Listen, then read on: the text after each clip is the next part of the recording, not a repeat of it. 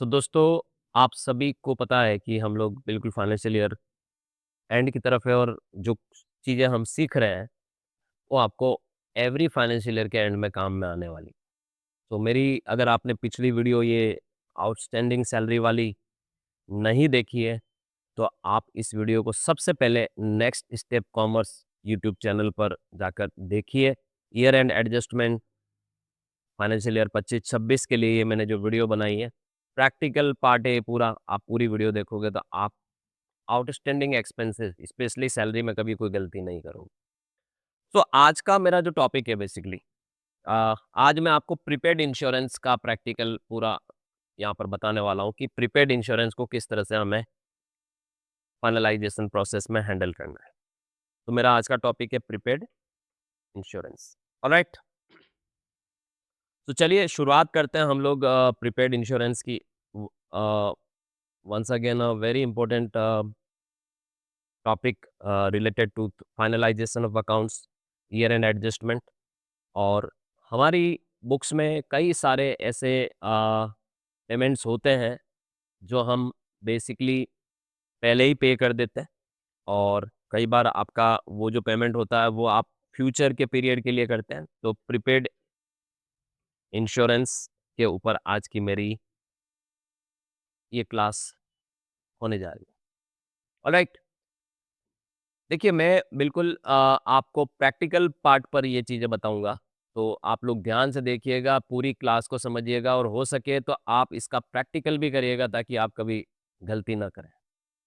तो हम एक एग्ज़ाम्पल पकड़ रहे हैं कि मान लो हमने अपने बिज़नेस में हमारे पास कुछ एसेट्स हैं, ठीक है? तो मैं देखिए आपको अब सारी चीज़ें यहाँ पर क्लियर एंड कट तरीके से बताऊँगा। मान लो आपके पास कुछ फ़िक्स्ड एसेट्स हैं। अ, जैसे मान लो मेरे पास सपोज़ सबसे पहले प्लांट एंड मशीनरी, ये मेरे पास फिक्स्ड एसेट्स है। और ये मैंने बेसिकली इनका जो इंश्योरेंस लिया, इंश्योरेंस, ठीक है, डेट, मान लो आपने इनका जो इंश्योरेंस लिया वो कितनी तारीख को लिया। सपोज आपने लिया इनका इंश्योरेंस 1 अप्रैल 2025, यानी फाइनेंशियल ईयर के बिल्कुल शुरू में। ठीक है, मैं यहाँ लिख भी देता हूँ 1 अप्रैल 2025। ओके,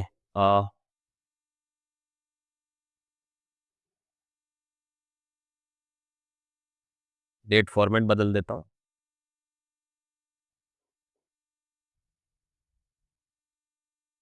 नौ, कितने अमाउंट का आपने इंश्योरेंस लिया, यानी प्रीमियम कितना आपने पे किया।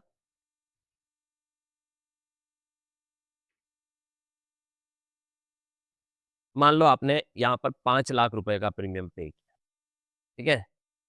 और यहाँ पर मैं ये भी लिख देता हूँ, इसके ऊपर जीएसटी आपका 5 लाख प्लस 18% जीएसटी था। और कितने पीरियड तक का इंश्योरेंस है, ये भी मैं यहाँ लिख देता हूँ। पीरियड, मान लो ये इंश्योरेंस आपने लिया 2 ईयर्स के लिए, 2 सालों के लिए। ये आपने अपनी पहली एसेट का बीमा करवाया। आपकी जो दूसरी एसेट का बीमा है वो है लैंड एंड बिल्डिंग, यानी फैक्ट्री। मान लो मैं यहाँ लिख देता हूँ फैक्ट्री, वर्ड लिख देता हूँ कि आपने अपना फैक्ट्री का बीमा करवाया। और ये बीमा आपने लिया 1 अक्टूबर 2025 को। और फैक्ट्री के बीमा पर आपका जो प्रीमियम आपने पे किया, मान लो वो आपने 2 लाख रुपए पे किया। एंड 18%, जनरल इंश्योरेंस के केस में हमेशा ध्यान रखना जीएसटी कितना परसेंट लगेगा, 18% लगेगा। अभी रिसेंटली क्या हुआ, 22 सितंबर 2025 जीएसटी में बहुत बड़ा रेट स्ट्रक्चरल चेंजेस हुआ। तो उसमें क्या हुआ, लाइफ इंश्योरेंस और हेल्थ इंश्योरेंस के ऊपर जीएसटी एग्जेम्प्टेड कर दिया। तो अभी यहाँ पर हमारे केस में हम बिजनेस की बातें कर रहे हैं, तो लाइफ इंश्योरेंस और हेल्थ इंश्योरेंस का तो कोई मैटर ही नहीं बनता बिजनेस में, राइट। तो आपको अभी सीखना है किसका, कौन से इंश्योरेंस पे बातें कर रहे हैं।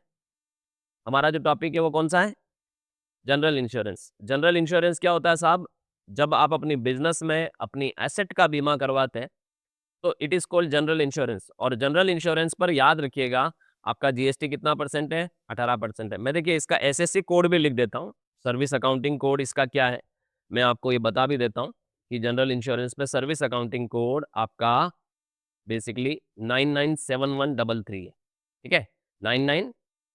अब देखिए ये यहाँ पर एक और चीज़ ध्यान दीजिएगा कि यहाँ पर देखिए एक्सीडेंटल लिखा हुआ है यहाँ पर, ठीक है, और अदर नॉन लाइफ, ये जैसे हम ये ले लेते हैं अदर नॉन लाइफ 997139। तो मान लो मैंने यहाँ पर एसएससी कोड ले लिया 997139, और जनरल इंश्योरेंस पे मान लो हमारे केस में हम यहाँ पर जो जीएसटी की रेट है वो हम यहाँ पर ले लेते हैं, जीएसटी रेट कितनी, 18%, राइट। तो ये आपको थोड़ा-सा ध्यान रखना है कि ये जो बीमा है, इस पे आप जीएसटी भी चुकाएँगे। फैक्ट्री का आपने जो इंश्योरेंस लिया, मान लो आपने 3 साल के लिए लिया। एक और एग्ज़ाम्पल ले लेता हूँ, और तीसरा आपने यहाँ पर जो बीमा करवाया, मान लो प्लांट एंड मशीनरी हो गया, फैक्ट्री हो गया, और आपने अपना स्टॉक का बीमा करवाया, ठीक है? किसका?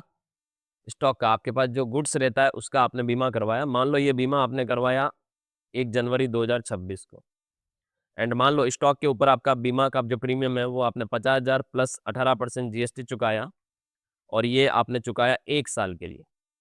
देखिए ये हमारा एग्जाम्पल है। अब आप सबको मैं ये बता दूं कि इस एग्जाम्पल को ध्यान में रखते हुए अब आपको पूरी की पूरी इंश्योरेंस की आपकी अकाउंटिंग और मैकेनिज्म कैसे चलेगी, आज की इस वीडियो को आपने अगर एंड तक देखा, ध्यान से समझा, और बाद में आपने प्रैक्टिकल भी किया इसका, तो आप में से कोई भी व्यक्ति कभी भी इंश्योरेंस के केस में कोई गलती नहीं करेंगे, और आप इजीली इंश्योरेंस का एडजस्टमेंट, यानी जो प्रीपेड इंश्योरेंस होता है उसका आप इजीली एडजस्टमेंट कर पाएंगे। किसी भी अकाउंटिंग ऑर्गेनाइजेशन की मैं बात करूं, किसी भी ऑर्गेनाइजेशन की बात करूं, अकाउंटिंग के अंदर ईयर एंड एडजस्टमेंट में प्रीपेड एक्सपेंसेस एक महत्वपूर्ण एडजस्टमेंट होता है, और ये प्रीपेड एक्सपेंसेस में सबसे बेहतरीन एग्जांपल ही प्रीपेड इंश्योरेंस का ही। सो यहाँ पर मैंने देखिए 3 डिफरेंट डिफरेंट असेट के ऊपर जनरल इंश्योरेंस के बीमे लिए हैं, और जो मैंने पीरियड ऑफ इंश्योरेंस है वो भी अलग है कि मैंने वो इंश्योरेंस कब लिया, कितना प्रीमियम चुकाया, कितना उसके ऊपर जीएसटी चुकाया, और कितने पीरियड के लिए मैंने इसको ऑप्ट किया। तो आज मैं आपको इसकी पूरी की पूरी फुल अकाउंटिंग मैकेनिज्म यहाँ पर बताने वाला हूँ। ध्यान से देखिएगा। देखिए सबसे पहले मैं आपको बिल्कुल स्क्रैच से ये चीज़ें सिखाऊंगा। तो ये मैंने जैसे टैली सॉफ्टवेयर ओपन कर लिया है। मैंने अलग से ही ये जो टॉपिक हमारा चल रहा है, finalisation of accounts, year end adjustment for the financial year 25-26 पर मैं ये वीडियो बना रहा हूँ, और ये वीडियो सिर्फ इस फाइनेंशियल ईयर से संबंधित ही नहीं होगी, ये एवरग्रीन वीडियोस होगी जो आपको आने वाले समय में हमेशा ही आपके ये कॉन्सेप्ट्स को क्लियर करेगी। अभी आप देखिए इसमें हमें सबसे पहले क्या करना है, हम तीनों इंश्योरेंस की एंट्रियां पास करते हैं। तो मतलब मेरी जो सबसे पहली स्टेप होगी वो क्या होगी कि मैं तीनों जो मैंने इंश्योरेंस लिया, देखिए मेरी बुक्स में ये एसेट होगी, आप समझिए, तभी तो आपने इन एसेट का क्या लिया है, इंश्योरेंस लिया। आपकी बुक्स में ये एसेट्स ऑलरेडी मौजूद होगी, ठीक है, तो आपने अपनी बुक्स में ये एसेट होगी और आपने इनका क्या लिया है, इंश्योरेंस लिया है। तो अब हमारी बुक्स में ये एसेट है नहीं है, अभी हमें इससे कोई लेना देना नहीं है, हम तो इंश्योरेंस के फैक्टर पे बातें करेंगे। किसके फैक्टर पे, इंश्योरेंस के फैक्टर पे। तो 5 लाख रुपए का इंश्योरेंस आपने 1 अप्रैल 2025 को कराया है प्लांट और मशीनरी के ऊपर। तो चलिए मैं आपको बताता हूँ कि इसकी आप ट्रांजैक्शन को कैसे करने वाले हैं, ठीक है। आपने क्या करना है, वाउचर में जाना है। ऑब्वियस सी बात है, ये 5 लाख रुपए की जो प्रीमियम चुकाई होगी आपने, इसका आपको जीएसटी बिल दिया गया होगा। क्या दिया गया होगा? इसका आपको जीएसटी इनवॉइस दिया गया होगा, इंश्योरेंस कंपनी द्वारा, ठीक है। तो मैंने क्या किया यहाँ पर, हम हमारे लिए तो ये एक तरह से देखिए जनरल इंश्योरेंस की, आपको याद रखिएगा, बिजनेस की फिक्स्ड असेट्स या बिजनेस की एसेट पर आप इंश्योरेंस करवाते हो, और जो जीएसटी उसके ऊपर प्रीमियम में जुड़ा हुआ होता है, आप उसकी इनपुट ले सकते हो, वो एलिजिबल आईटीसी है, ध्यान देना, मोटर व्हीकल को छोड़ के मैं बात कर रहा हूँ।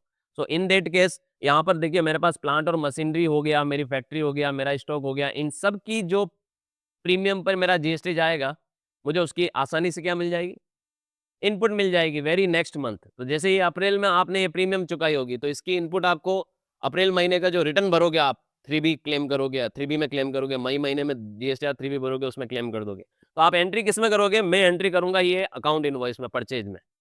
किसमें? परचेज, और उसमें चेंज मोड कर दीजिए, उसमें आप अकाउंट इनवॉइस में एंट्री करिए, और आप कितनी तारीख की एंट्री करेंगे? आप 1 अप्रैल 2025 की एंट्री करेंगे, ठीक है। कैसे एंट्री करेंगे? जैसे आपको यहाँ पर जो जनरल इंश्योरेंस कंपनी ने, बजाज अलायंस मान लो जनरल इंश्योरेंस कंपनी है, तो BA उन्होंने आपको ये बिल दिया, मान लो ये बिल नंबर है, ठीक है, मतलब ये इनवॉइस नंबर है, ये बिल आपको यहाँ पर मिला है, इंश्योरेंस सर्विस लिया ना आपने, आप इसके अगेंस्ट में उनको पे करेंगे। तो यहाँ पर आपने ये एंट्री करने वाले हैं, यहाँ पर मैंने Bajaj alliance general insurance company का एक लेजर बना दिया, सन्ड्री क्रेडिटर इसका ग्रुप डाल रखा है मैंने, ठीक है। तो मैंने ये लेजर बनाकर इसको अपन सेव कर देते हैं, और पर्टिकुलर में हम यहाँ पर एक इंश्योरेंस ऑन फिक्स्ड एसेट्स का एक लेजर बना लेते हैं, ठीक है। आप चाहो तो भाई अलग अलग लेजर भी बना सकते हो, insurance on plant and machinery, insurance on factory, insurance on stock, लेकिन इतने अलग अलग लेजर, मल्टीपल लेजर्स क्रिएट करने का कोई लेना देना नहीं।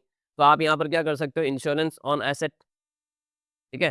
तो यहाँ पर आप एक लेजर क्रिएट कर दो, फिक्स्ड एसेट्स, या फिर फिक्स्ड एसेट्स वर्ड ही मत लो, आप तो डायरेक्ट ही यहाँ पर इंश्योरेंस ऑन बिजनेस एसेट्स, ठीक है।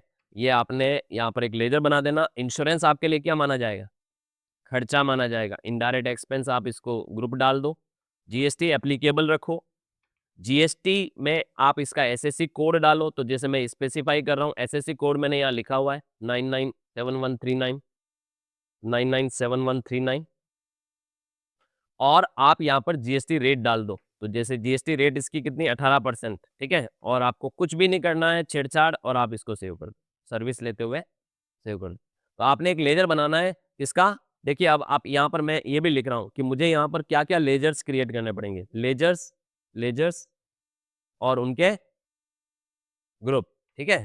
तो आप ये ध्यान दीजिएगा कि आपको यहाँ पर सबसे पहला तो वो इंश्योरेंस कंपनी का लेजर बनाना पड़ेगा, Bajaj alliance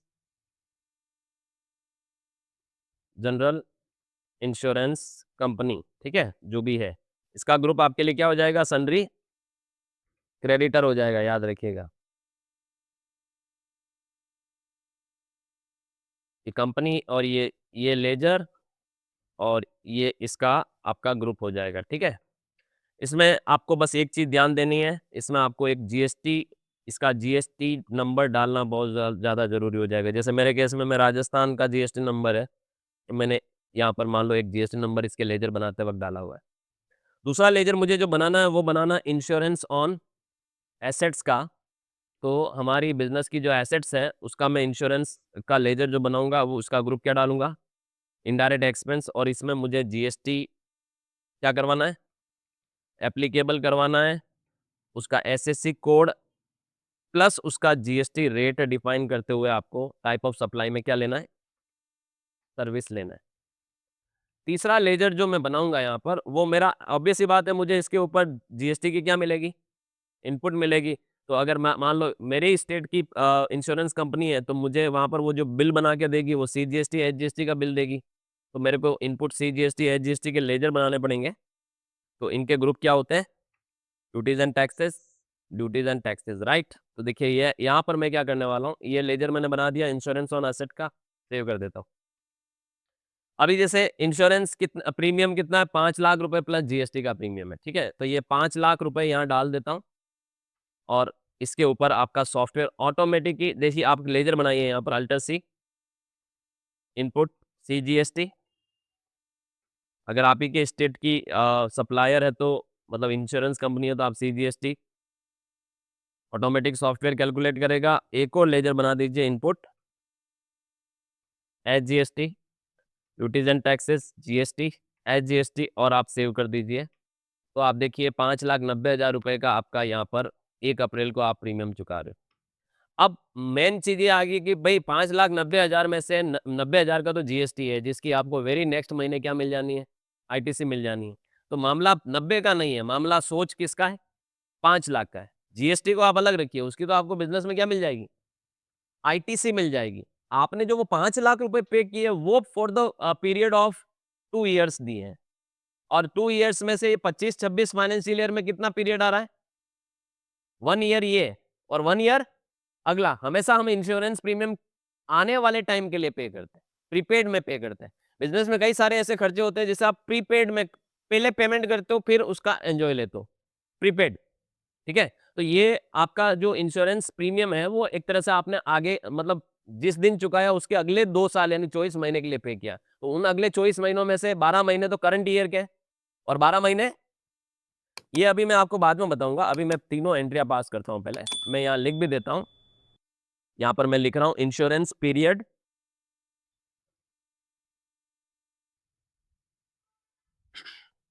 for, insurance period लिख दिया 1 अप्रैल 2025 टू 31 मार्च 2027, 2 सालों के लिए है। तो यहाँ पर फॉर 2 इयर्स लिख दिया मैंने नरेशन में। ध्यान दीजिएगा, ठीक है।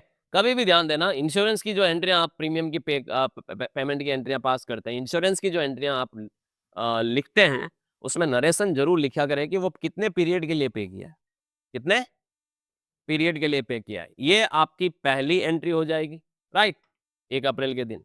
इसको मैंने सेव कर दिया, ये फर्स्ट एंट्री। अब मैं सेकंड एंट्री 1 अक्टूबर को मैंने और फैक्ट्री का इंश्योरेंस कराया 2 लाख रुपए की प्रीमियम, माना कि मैंने इसी कंपनी को कराया, ठीक है, याद रखिएगा, मैंने मान लो बजाज अलायंस से ही कराया, 2 लाख की प्रीमियम 3 साल के लिए पे की। तो ये सेम टू सेम मेरी रिपीटेटिव एंट्री मैं करूंगा यहाँ पर 1 अक्टूबर। यहाँ पर बी ए मान लो ये इन्होंने मुझे सप्लायर इनवॉइस नंबर है मेरा, ये बजाज अलायंस से सेव कर दीजिए आप, ठीक है। यहाँ पर आप वही लेजर यूज करिए, अलग अलग लेजर नहीं बनाने हैं। अब 10 तरीके की आपने एसेट है, 10 तरीके के इंश्योरेंस कराए, तो आप 10 तरीके के लेजर नहीं बनाने। इंश्योरेंस का नेचर तो सेम है, तो जनरल इंश्योरेंस या इंश्योरेंस ऑन एसेट का एक लेजर बना लिया आपने। ओके, कितना अमाउंट से ये आपने पेमेंट किया? 2 लाख रुपए से। ये 2 लाख रुपए का आपने प्रीमियम यहाँ पर दे रहे हो, साथ में क्या दे रहे हो? CGST इनपुट में आपका बन रहा है और HGST आपका इनपुट में बन रहा है। ऑलराइट, यहाँ पर भी ध्यान दीजिएगा, ये न्यू बिल है। आप यहाँ पर एक एंट्री पास कर दीजिए। मैंने यहाँ पर देखिए, इंश्योरेंस पीरियड मेरा कब से कब तक है? 1 अक्टूबर 2025 टू, अब देखिए कितने साल के लिए, ये 3 साल, तो इसका मतलब 30 सितंबर 2028 तक है, ठीक है, फॉर 3 इयर्स। आप सेम टू सेम एंट्री एक और पास करिए यहाँ पर, ठीक है। स्टॉक का बीमा करवाया 1 जनवरी को, सेम मान लो बजाज अलायंस से ही करवाया, ये इनका बिल है मान लो, और तारीख चेंज कर दो, 1 जनवरी ले लो 2026। पार्टी में आपका सेम पार्टी आ जाएगा बजाज अलायंस, और पर्टिकुलर में आपका वही इंश्योरेंस।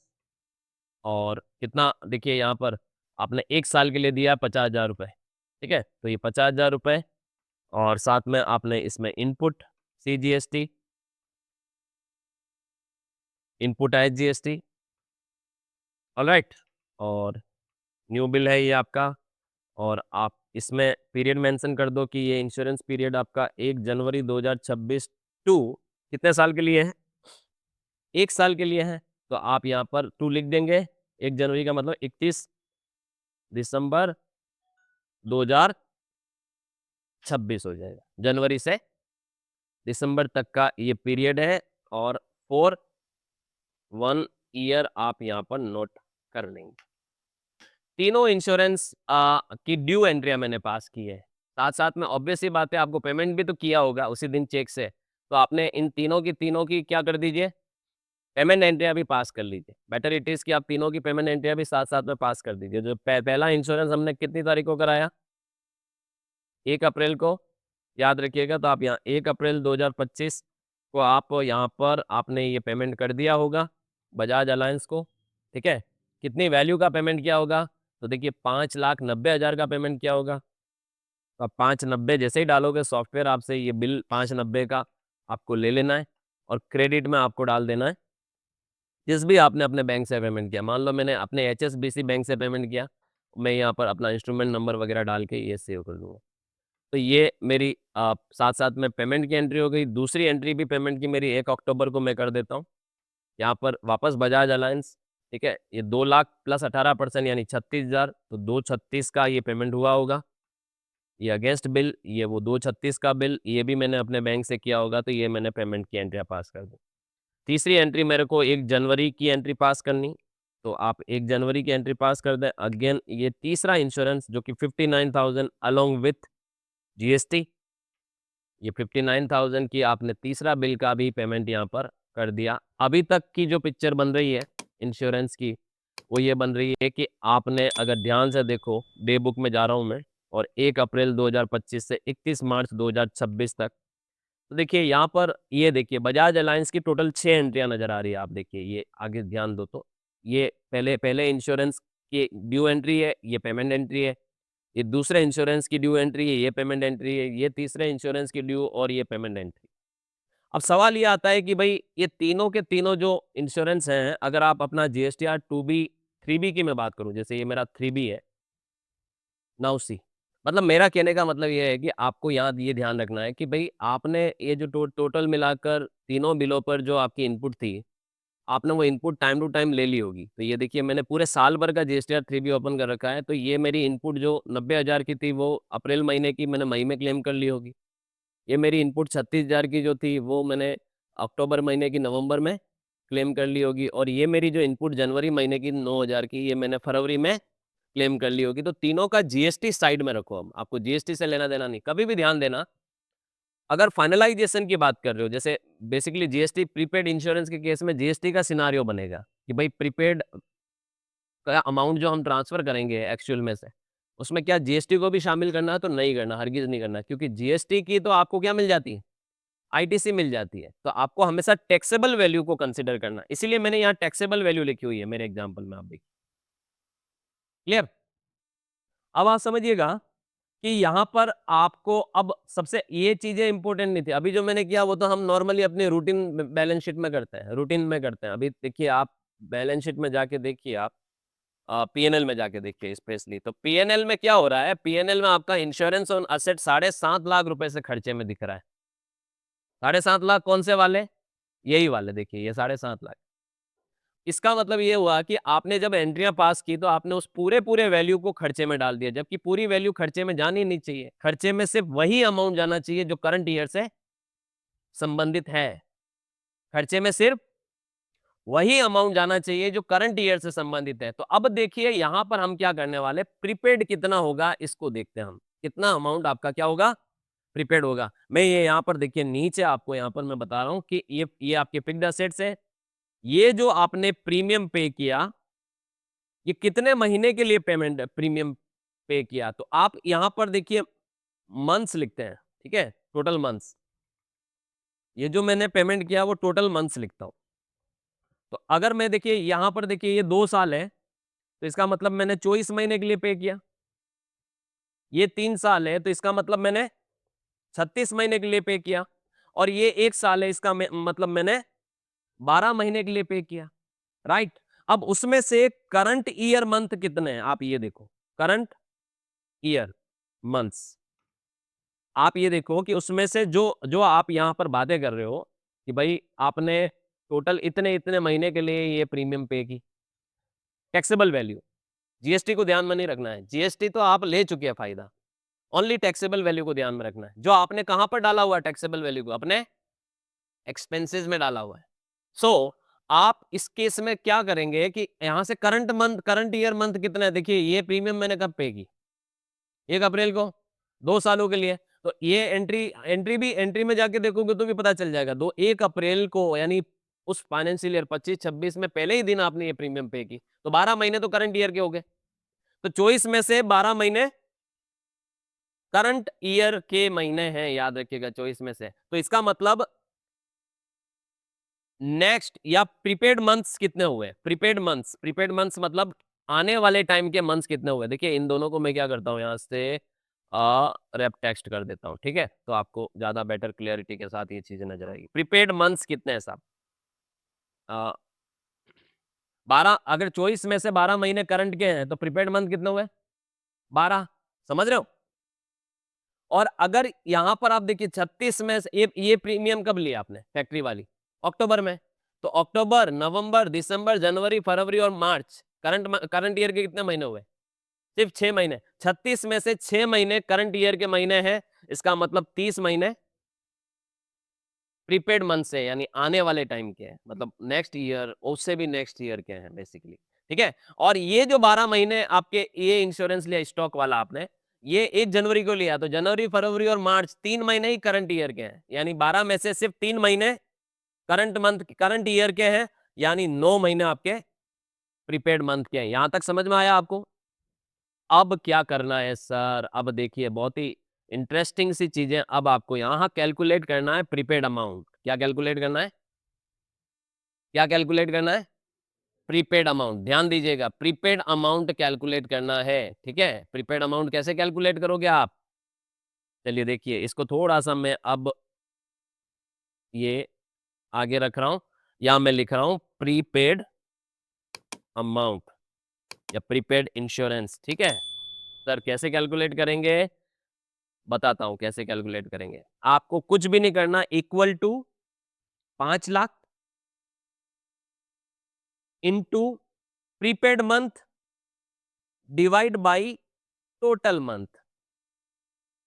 याद रखिएगा क्या किया मैंने, जो 5 लाख चुका है वो प्रीपेड मंथ कितने 12, और टोटल मंथ वो 5 लाख हमने टोटल 24 महीने के लिए चुका है। और प्रीपेड यानी अगले पीरियड से रिलेटेड, अगले फाइनेंशियल ईयर से रिलेटेड कितना है? मात्र 12 मंथ। तो ये आपका फॉर्मूला बन गया, याद रखिएगा। वापस बता रहा हूं, प्रीपेड अमाउंट आप कैसे निकालोगे। प्रीपेड अमाउंट निकालने का फॉर्मूला क्या होता है, ये यहां पर मैं नीचे लिख रहा हूं। Prepaid amount equal to premium paid multiply by prepaid month divide by total month. तो आपका प्रीपेड अमाउंट आ जाएगा। दिस इज द फॉर्मूला जो मैंने यहां यूज किया। That's it. आप पकड़ के ड्रैग करिए, सबका निकल जाएगा। यानी 50,000 में से 25,000 रुपए आपके आने वाले समय से रिलेटेड है, करंट ईयर से रिलेटेड नहीं है। 20,000 में से कितना, सॉरी 2 लाख में से 1,66,667, इसको आप राउंड फिगर कर दीजिए। आप इसमें ध्यान दीजिएगा, अगर कोई पॉइंट में आ रहा है तो आप आगे एक राउंड फॉर्मूला लगा दीजिए। बेटर इट इज कि आप राउंड ब्रैकेट और पीछे जाके कॉमा करके जीरो लगा के ब्रैकेट क्लोज करिए और पकड़ के ड्रैग करिए। अब आपका डेसिमल में नहीं आएगा। तो 1,66,667 रुपए आपके 2026-27 से संबंधित, सॉरी 25-26 से संबंधित नहीं है, आगे के ईयरों से संबंधित है। और 50,000 में से 37,500 रुपए आपके करंट ईयर से संबंधित नहीं है, आगे के ईयर से संबंधित है। आपको कुछ भी नहीं करना है, आपको यहां पर सिर्फ एक टोटल मारनी है इनकी, बस total prepaid insurance, total prepaid insurance, ठीक है। आप जैसे ही इसकी टोटल मारेंगे, याद रखिएगा, आप जैसे इसकी टोटल मारेंगे, ये आपका टोटल कितना अमाउंट से प्रीपेड इंश्योरेंस की एंट्री पास करनी वो आ जाएगा तीनों के केस में। ये मैंने 3 एग्जांपल इसलिए लिए ताकि कई बार क्या होता है ना, अलग अलग तरह के इंश्योरेंस हम बिजनेस में अलग अलग टाइम पीरियड में लेते रहते हैं, आप उलझो नहीं। कहीं बुक्स में ये सब चीजें आपको ज्यादा डिटेल में देखने को नहीं मिलेगी प्रैक्टिकल वे में। हाँ, एडजस्टमेंट जब आपने आपने कहीं पर भी पढ़े एडजस्टमेंट, तो वो प्रीपेड इंश्योरेंस की क्या एंट्री होती है वो जरूर बता दिया जाएगा, लेकिन प्रैक्टिकल कैसे करना है वो आपको मिलेगा ही नहीं मार्केट में। ये प्रैक्टिकल है जो आप देख रहे हो। मेरे को कितना अमाउंट से प्रीपेड में डालना है? देखिए, टोटल मैंने जो इंश्योरेंस प्रीमियम चुकाई वो कितनी चुकाई? 7.5 लाख रुपए। टोटल प्रीमियम मैंने जो चुकाई है वो 7.5 लाख रुपए की चुकाई, टोटल प्रीमियम पेड। अब कहने में तो ये कहलाता है कि भाई आपने टोटल 7.5 लाख रुपए चुकाए और आपने फट से उसको कहां डाल दिया? खर्चे में डाल दिया। लेकिन ये 7.5 लाख रुपए आपका खर्चा है ही नहीं। इसमें से 4,54,167 रुपए आपके इस साल से संबंधित ही नहीं है, आने वाले पीरियड, आने वाले ईयर से रिलेटेड है, जो कि इस साल के लिए तो प्रीपेड है। आप उसे खर्चे में नहीं डाल सकते हैं, as per the tax laws, as per the income tax laws. ऐसे केस में आपने तो पूरे खर्चे में डाल रखे सर। सर मैंने तो पूरे खर्चे में डाल रखे, अब मैं क्या करूं? कुछ भी नहीं करना है, आपको एक एंट्री पास करनी साल के एंड में इस अमाउंट से। कौन से अमाउंट से? 4,54,167 रुपए से। सर क्या एंट्री पास करूं? चलिए बताता हूं क्या एंट्री पास करूं। कभी भी ध्यान देना, फाइनलाइजेशन की जो एंट्रियां होगी वो 31 मार्च को करनी है। 31 मार्च 2026 को F7 में आप एक एंट्री पास करेंगे, जहां पर आप एक लेजर बनाएंगे, प्रीपेड इंश्योरेंस ऑफ एसेट्स। इसका ग्रुप आप डाल देंगे करंट असेट, ठीक है। और आप इसको सेव करेंगे और ये अमाउंट से आपको एंट्री पास करनी, 4,54,167 रुपए। और टू इंश्योरेंस ऑफ एसेट 4,54,167, इसकी कैलकुलेशन देखिए, इसमें कॉस्ट सेंटर में नो कर दूं। इसकी जो कैलकुलेशन है याद रखिएगा, इंश्योरेंस ऑफ एसेट की याद रखिएगा, वो कैलकुलेशन आपके पास ऑलरेडी होगी। जैसे इस तरह से आप कैलकुलेशन करके बैठिएगा, ठीक है, तो आपने ये कैलकुलेशन ऑलरेडी की हुई है, उस एंट्री के पीछे आपकी कैलकुलेशन है। तो ये आप वर्कशीट, एक मान लो बहुत सारी एसेट है, बहुत सारे इंश्योरेंस है, तो आप ऐसी एक वर्कशीट बना के रखिए। इसलिए मैंने बोला ना, जितना इंपॉर्टेंट आपका टैली है ना, उससे कई गुना ज्यादा इंपॉर्टेंट एक्सेल है। आप अपनी वर्किंग्स एक्सेल में रखिए, जो कि आपके टैली के डेटा को सपोर्ट करे। आप ये यहाँ पर आप या तो चाहे तो आप ये सब का जिक्र कर सकते हैं कि भाई प्लांट एंड मशीनरी 12 महीने के लिए इतना प्रीपेड अमाउंट है, फैक्ट्री 30 महीने के लिए इतना प्रीपेड अमाउंट है, स्टॉक 9 महीने के लिए इतना प्रीपेड अमाउंट है, या फिर आप उसकी वर्किंग कहीं एक्सेल में रख दीजिए। ये 4,54,167 और आप यहाँ पर डाल सकते हैं प्रीपेड इंश्योरेंस ऑन एसेट्स, ठीक है। This is the working. जैसे ही आप ये एंट्री पास करोगे, अब आप देखिए कमाल की चीज बताता हूं आपको, आप पीएनएल में जाके देखोगे करंट ईयर में, तो आपका अब पूरा 7.5 लाख से नहीं दिख रहा है पीएनएल कितना। इनके ऊपर जीएसटी का बेनिफिट तो आपको मिल जाएगा, क्योंकि जीएसटी लॉ में तो ये नियम है कि आपने जब जीएसटी चुकाया अगले महीने क्लेम कर लो, तो जीएसटी लॉ के मुताबिक तो आपको उसका बेनिफिट मिल गया। इनकी जो टैक्सेबल वैल्यू थी, जो प्रीमियम वैल्यू थी, उसका पूरा बेनिफिट आपको ईयर बाय ईयर मिलेगा, क्योंकि वो प्रीमियम हमने 1 साल के लिए नहीं पे की, वो प्रीमियम उन्होंने अलग अलग पीरियड के लिए पे की। तो पीरियोडिकल कैलकुलेशन हमने की यहाँ पर, और उस कैलकुलेशन के मुताबिक हमने एंट्री पास की, तो मेरा खर्चा सिर्फ इतना ही है, बाकी की मेरी क्या है, एसेट है। तो बाकी जो मैंने प्रीमियम पे किया वो आने वाले टाइम पीरियड के लिए किया, अपकमिंग पीरियड के लिए किया है। This is my asset, this is my asset, right. अब देखिए आगे, ये पहला साल हुआ, पहला साल हुआ। अब ये प्रीपेड इंश्योरेंस जो है, ये आपने ट्रांसफर कर दिया प्रीपेड इंश्योरेंस। बहुत ही सिंपल एंट्री हुई ना। क्या एंट्री हुई, प्रीपेड इंश्योरेंस अकाउंट डेबिट 4,54,167 से, और टू इंश्योरेंस ऑन एसेट्स 4,54,167 से। अब अगले साल के लिए ओपनिंग बैलेंस आ जाएगा। जैसे देखिए यहां मैं ईयर बदल रहा हूं, 1 अप्रैल 2026 से 31 मार्च 2027। ये प्रीपेड इंश्योरेंस, आप अगर बैलेंस शीट देखिए, पीएनएल तो आपका जीरो हो गया, पीएनएल तो हर साल क्लोज होता है, वापस रीओपन होता है। बैलेंस शीट में जाओगे तो ये करंट असेट में प्रीपेड इंश्योरेंस दिखेगा करंट ईयर में। अब देखिए करंट ईयर का मतलब सेकेंड ईयर। अब आप ये ध्यान दीजिएगा, सेकेंड ईयर में ये प्लांट एंड मशीनरी, ये फर्स्ट ईयर का मामला है। ये जो हमने एडजस्टमेंट देखे, ये फर्स्ट ईयर के लिए देखे, ठीक है। तो मैं यहाँ लिख देता हूं, मान लो फर्स्ट ईयर। अब मैं इसी टेबल को यहां से कॉपी कर रहा हूं, ध्यान से देखिएगा, यहां पे पेस्ट कर रहा हूं, ठीक है। और यहां मैं लिख रहा हूं सेकेंड ईयर में क्या होने वाला है। सेकेंड ईयर में देखिए आप, आपके पास, आपने इस प्रीमियम को कितने महीने के लिए चुकाया था, 12 महीने के लिए, सॉरी 24 महीने के लिए। 24 में से 12 महीने आपके करंट ईयर में खर्चे में चले गए। और ये अब जो प्रीपेड मंथ्स थे ये 12, अब देखिए ये करंट मंथ को हटाओ, ठीक है।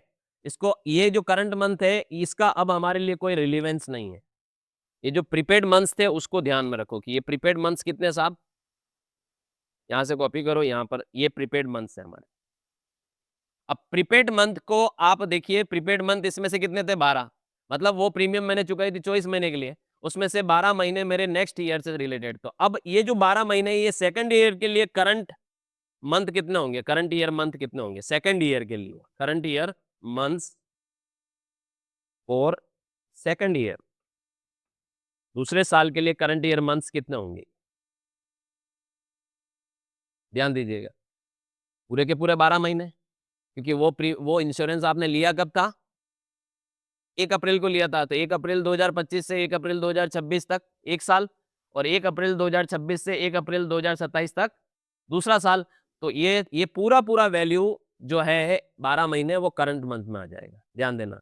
तो अब ये याद रखिएगा, ये प्रीपेड आपका अभी हम बात करेंगे, प्रीपेड में तो हम ऑलरेडी ट्रांसफर कर चुके हैं, तो खर्चे में कितना ट्रांसफर करना है, current year expense, current year expense में कितना ट्रांसफर करना है। अब आप देखिए सेकंड ईयर की गणित बता रहा हूं मैं आपको, ध्यान से देखिए कि आपका सेकंड ईयर में आपको खर्चे में कितना ट्रांसफर करना है। तो आप देखिए प्रीपेड मंथ कितने थे, मुझे बताओ प्रीपेड मंथ कितने थे, टोटल इंश्योरेंस एक्सपेंस, ठीक है, और टोटल, ये आप यहाँ छोड़ दो, इसको छोड़ दो, टोटल प्रीमियम पेड को भी छोड़ दो, चलो लिख दो, इसको रहने दो, इन दोनों को रहने दो, ठीक है। अब ध्यान से देखिए, 5 लाख रुपए की इंश्योरेंस प्रीमियम 2 साल के 2 सालों के लिए पे की थी, दो में से एक साल तो पिछला हो गया 25-26, और सेकंड ईयर जो फाइनेंशियल ईयर कौन सा वाला, 26-27 के लिए कितना फिगर आपका करंट ईयर में खर्चे में, सेकंड ईयर में तो अभी ये खर्चा माना जाएगा, अभी अब प्रीपेड रहा नहीं दूसरे साल, तो फाइनेंशियल ईयर 26-27 के लिए ये पूरा पूरा equal to 5 lakh multiply by current year खर्चे में डालना 12 महीने, और प्रीपेड कितना था, 12 महीने ही था, सॉरी टोटल मंथ्स कितने थे, 12 महीने ही थे, वही फॉर्मूला आप देखिए, करंट ईयर मंथ्स 12 और टोटल मंथ्स कितने थे 24, तो आपने यहां पर क्या किया, वापस ध्यान से देखिएगा, इक्वल टू टोटल प्रीमियम हमने दी थी 5 लाख की, करंट ईयर मंथ कितने हो रहे हैं 12, और डिवाइड बाई टोटल मंथ्स कितने हो रहे हैं 24, तो इतना खर्चे में ट्रांसफर करना है 2026-27 एक्सपेंसेस, करंट ईयर एक्सपेंसेस, और यहाँ ब्रैकेट में लिख भी देता हूँ फाइनेंशियल ईयर 2026-27, ठीक है, 2.5 लाख ये ट्रांसफर होंगे, और इसमें से देखिए ये टोटल कितने महीने के लिए पे हुआ था, 2 लाख, 36 महीने के लिए, 36 में से प्रीपेड मंथ्स कितने थे 12, और 26-27 के महीने कितने होते हैं भाई, एक साल में कितने महीने होते हैं 12 ही, तो 12 महीने का आपको अमाउंट इसमें खर्चे में ट्रांसफर करना पड़ेगा, तो equal to this value multiply by this month, ये 12 महीने, और टोटल आपका ये जो वैल्यू है वो कितने महीनों के लिए था 36, तो ये देखिए ये आपका ये फिगर आ गया, ठीक है। आप इसमें क्या करिए, राउंड फॉर्मूला यूज करिए, राउंड ब्रैकेट कॉमा 0 और क्लोज, तो आप ये राउंड फिगर में आ जाएगा, पकड़ के ड्रैग कर लो, अलग अलग देने की जरूरत नहीं। और यहां पर आप देखिए टोटल स्टॉक का इंश्योरेंस आपने कराया था कितने महीने के लिए 12, 12 में से प्रीपेड मंथ्स कितने थे पहले, ये यहाँ पर ब्रैकेट में मैं प्रीपेड मंथ्स फाइनेंशियल ईयर 2025-26 में प्रीपेड मंथ कितने थे 9, मतलब 3 महीने तो उस ईयर के थे 25-26 के, और 9 महीने प्रीपेड थे उस ईयर के लिए, तो ये 9 महीने अब करंट ईयर में पूरे पूरे यूज हो जाएंगे, तो यहाँ पर आप 9 मंथ डाल दोगे, जैसे ही डालोगे 37,500 आपको खर्चे में डालना है, यानी करंट ईयर में आपको कितना प्रीपेड इंश्योरेंस में से अमाउंट निकाल के किस में ट्रांसफर करना है एक्सपेंस में, वो आ गया 3,54,167 रुपए, ठीक है। तो ये 3,54,167 से ये एंट्री उल्टी हो जाएगी, रिवर्स एंट्री होगी, कैसे होगी सर, 2026-27 में आप क्या एंट्री करोगे, इंश्योरेंस ऑन एसेट्स को डेबिट मारोगे, खर्चे में ट्रांसफर करोगे कितना अमाउंट 3,54,167 टू प्रीपेड इंश्योरेंस 3,54,167, तो प्रीपेड इंश्योरेंस धीरे धीरे कम होता जाएगा, ये एंट्री कितनी तारीख को करोगे 26-27 की आखिरी तारीख को, देखिए बताता हूँ, ये 26-27 है आपका, इसमें ये 4,54,167 ओपनिंग में दिख रहा है, अब आप देखिए इस साल आप एंड में क्या एंट्री पास करोगे, 31 मार्च 2027 को F7 में इंश्योरेंस में ट्रांसफर करोगे इतना अमाउंट 3,54,167, 3,54,167, और टू कहां से निकालोगे, वो जो प्रीपेड चल रहा है उसमें से ट्रांसफर कर रहे हो करंट ईयर के खर्चे में, तो ये ठीक है, तो प्रीपेड एडजस्टेड या transferred with current year expense, ठीक है, और इसका भी आपके पास वर्किंग शीट है, तो आप इस वर्किंग शीट से इसको कर सकते हैं, जैसे ही आप ये एंट्री पास करोगे आप देखिए फाइनेंशियल ईयर 26-27 की balance sheet, closing balance sheet में जाके देखोगे तो अब आपका प्रीपेड इंश्योरेंस सिर्फ 1 लाख से रह गया, पता है आपको ये 1 लाख कौन से वाले हैं, बताता हूं, देखिए ये तो 0 हो गया,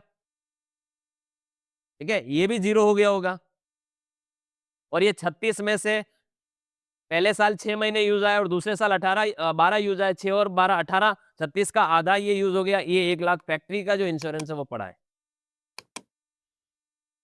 ध्यान देना, वो भी अभी 1 लाख धीरे-धीरे एडजस्ट होगा आगे, क्योंकि अब आगे जो वापस 12 महीने यानी 2027-28 में कितना एडजस्ट होगा?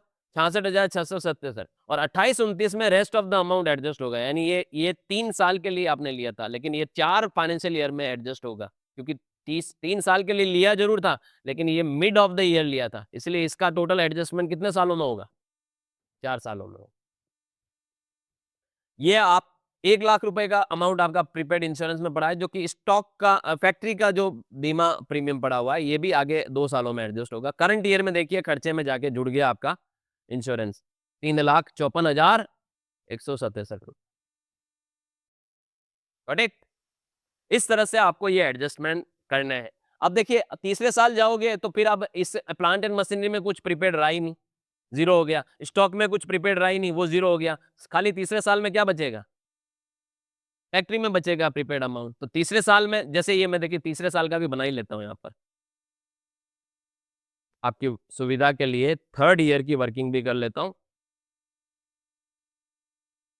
3rd ईयर, फाइनेंशियल ईयर 27-28 में आपका प्लांट एंड मशीनरी का टोटल मंथ 24 ज़रूर थे, लेकिन प्रीपेड मंथ 26-27 के लिए कितने थे? 12 और करंट ईयर यानी 3rd ईयर में आपके अब करंट ईयर मंथ कुछ रहे ही नहीं क्योंकि 0 हो गए, तो 0 होने से वो अमाउंट भी करंट फाइनेंशियल ईयर में कितना खर्चे में ट्रांसफर होगा? ये 0, ठीक है? फैक्ट्री की बात करूँ तो फैक्ट्री में आपका जो प्रीपेड मंथ्स बाद में रहा होगा वो कितना रहा होगा? भई 30 में से और 12 माइनस कर दो, 18 रहे होंगे अब प्रीपेड मंथ्स, ठीक है? 26-27 के लिए। 18 में से करंट ईयर में 12 ट्रांसफर करोगे तो इतना जाएगा, मतलब 26-27 में आपको इतना ट्रांसफर करना है फैक्ट्री के लिए। और स्टॉक में आपका ये यहाँ पर जो प्रीपेड मंथ्स था वो 26-27 में आपका कितना था? करंट मंथ 9 था और करंट ईयर में 3rd ईयर में ये 0 हो गया, तो ये 0 हो गया। यानी 3rd ईयर में आपका कितना अमाउंट आप ये एंट्री कितने अमाउंट से करोगे इंश्योरेंस वाली? कितना अमाउंट ट्रांसफर करोगे? मात्र